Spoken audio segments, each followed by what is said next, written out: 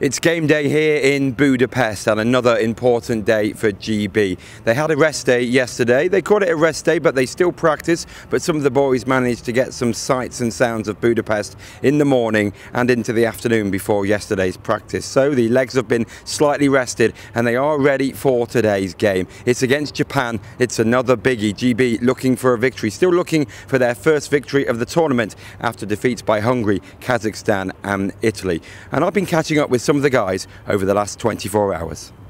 I'm with Danny Meyers. Danny, things still positive? It's been a tough time for you, but there seems to be a lot of laughs and smiles around the camp. Well, I mean, it's funny for anyone who's seen the games will know how well we've played, and for people who have just seen the scoreline, it looks like we're getting pumped by these teams, and we really aren't. And that's why the team spirit's still so high, is that we feel that we've put in some good performances, albeit it seems that every game we have a 5-10 minute spell where we concede in bunches, and that's something that we're obviously going to have to work out and correct. I guess the real pressure starts now though, because the two teams you've got left to play are the teams that you should be beating, I guess. Yeah, and I'm sure they probably feel the same about us.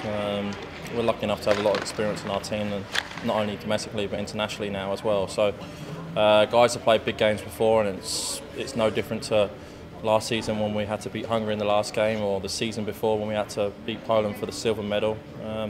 We've played these games before, and we've come out on top, and hopefully we can do it again for the next 2 days.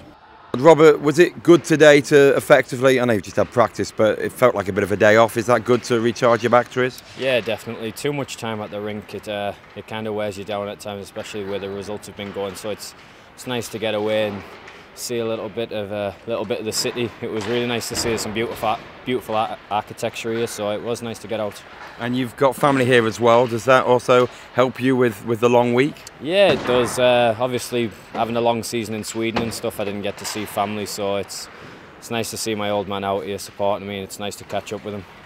What's the mood like now? You've just finished a practice session. There was a lot of smiles there. Is the mood still very positive? Yeah, I think it was a tough couple of results, you know what I mean? Nobody likes to lose, but all you can do at these type of tournaments is just shake it off and keep on moving forward. So everyone's still light-hearted, still looking forward to the next games, and we just got to take care of business.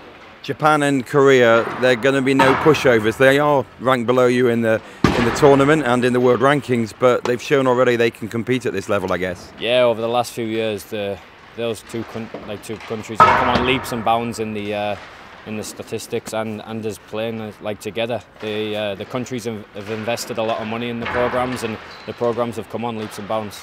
It must be really tough, because back home you probably play 2 in 2 nights, sometimes 3 in 3. But here you've got a longer period of time and 5 in 7. Is it tough to kind of keep focused? No, because they're coming round quickly, to be honest. You know, it is tough playing 5 in 7. Not many teams do it. Not many sports do it, sorry. But a lot of guys on the team have done it before. The under-20, the Great Britain under-20s do it, the under-18s do it.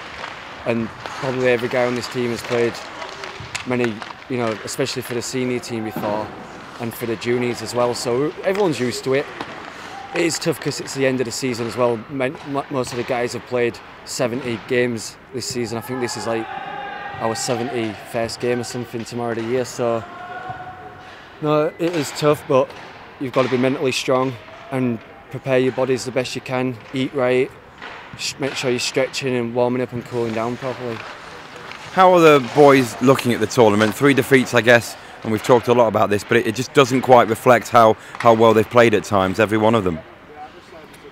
No, everyone's really disappointed. I thought we could have got some out of all 3 of the games. I don't think scorelines necessarily reflect the game itself, but I know sometimes we've been getting outshot a lot against, I think, Italy, but Kazakhstan we had plenty of scoring opportunities, and you know what, sometimes they go in, sometimes they don't. I just don't think we really got the rub of the green as much. They scored 2 quick goals, and we're a little bit down, but we're going into these games, we need to keep our heads up, give it everything, and we've had good results against Japan in the past, so there's no reason why we've got to have a good result tomorrow.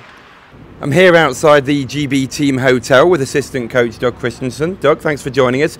Is there a confident and refreshed move in the camp after a bit of downtime? Absolutely, having a day and a half off is nice to be able to clear the brain and rest and recharge the body. It's we knew when we came here that the first 3 games were against teams that were ahead of us in the world rankings, and we needed to make sure that we did as best as we possibly could. Unfortunately, the results didn't go our way, but now we have 2 teams that we need to make sure that we get results against. There's a lot of tired bodies, isn't there? Because some of these guys have been playing since August, September, constantly straight as well. Well, it's a grind. There's no doubt about it.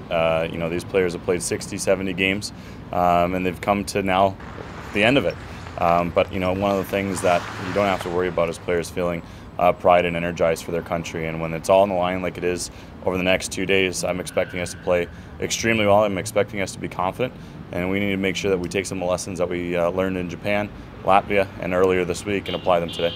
I know you've been a busy man throughout the week, cutting video, looking at all angles of the opposition. What's the biggest threat from Japan today?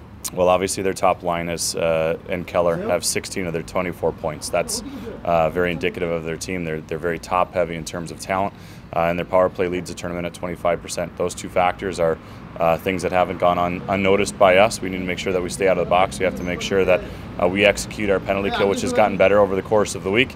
And if we do that and we can limit their top line's opportunities, hopefully our players up front can chip in a few goals and make it a little bit easier for Murph and the defense.